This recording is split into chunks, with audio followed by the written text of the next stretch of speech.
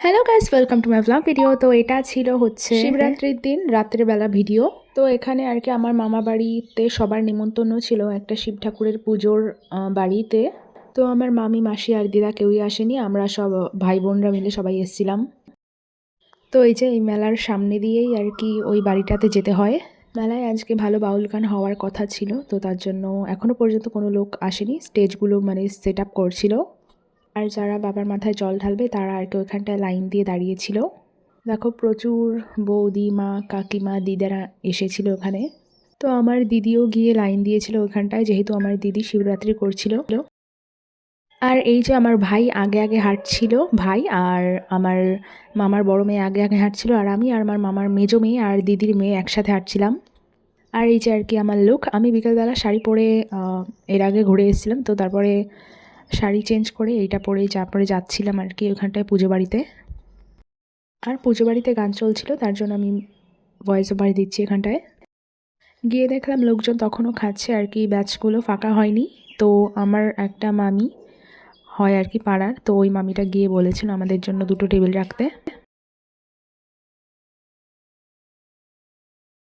তারপর আমরা সবাই গিয়ে বসে পড়েছিলাম, টেবিলটা ফাঁকা হয়েছিল অবশেষে আর কি।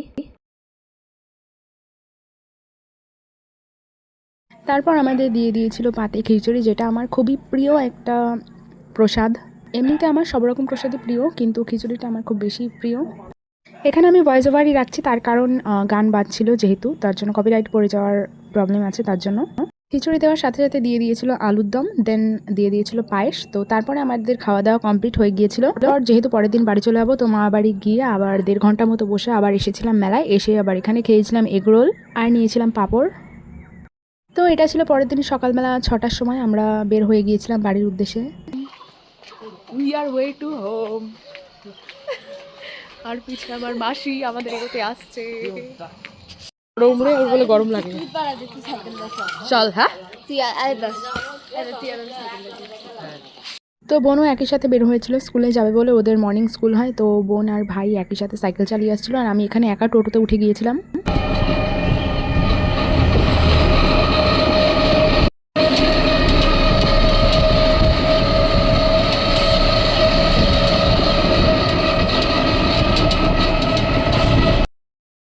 দেন টোটো যেহেতু স্পিডে চলছিল, আমি এখানে এসে আগে আগে কিছুক্ষণ ওয়েট করছিলাম যে ওরা কখন আসবে।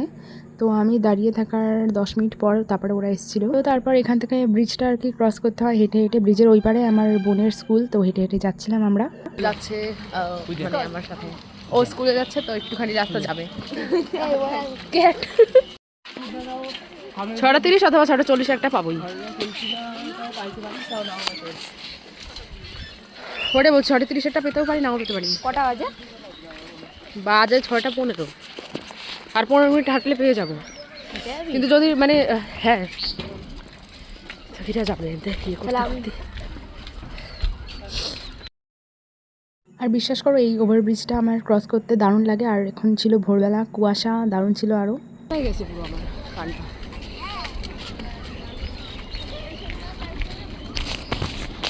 আজকে তো আমার বিয়ের নিমন্ত্রণ এসে কিনতে চাইতাম না কালকা।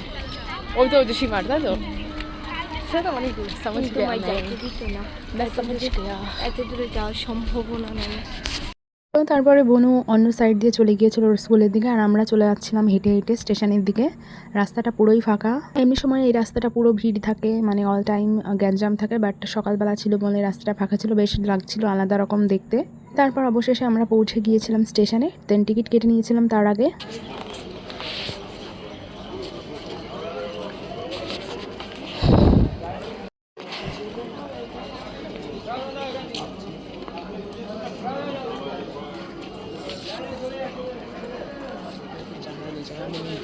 তো তারপরে ট্রেনে করে এসে নেমে আমরা উঠে পড়েছিলাম একটা বাসে। বাসটা পুরোই খালি ছিল আর অনেকক্ষণ টাইমও লাগছিল ছাড়তে।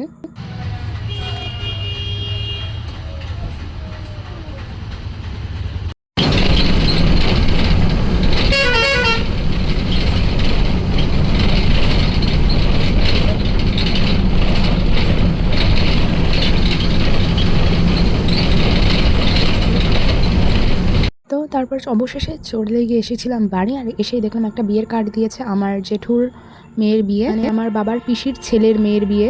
3 মার্চে ছিল। আর এখানে ওদের কার্ডটা খুব দারুণ বানিয়েছে, আমার তো দেখে খুবই দারুণ লেগেছে। আর মা বাড়িতে এত উল্টোপাল্টা খাওয়া হয়েছে, এসে আমার কিছু টক মাখা খেতে ইচ্ছে করছিল, তো তার জন্য এখানে মাখিয়েছিলাম একটু লঙ্কা, লবণ, লেবু পাতা দিয়ে, তেঁতুল দিয়ে দারুণ টেস্টি করে। তো আমি খেতে থাকি, তোমরা আর ওইরকম ব্লগ দেখতে হলে আমাকে অবশ্যই ফলো করে দিও।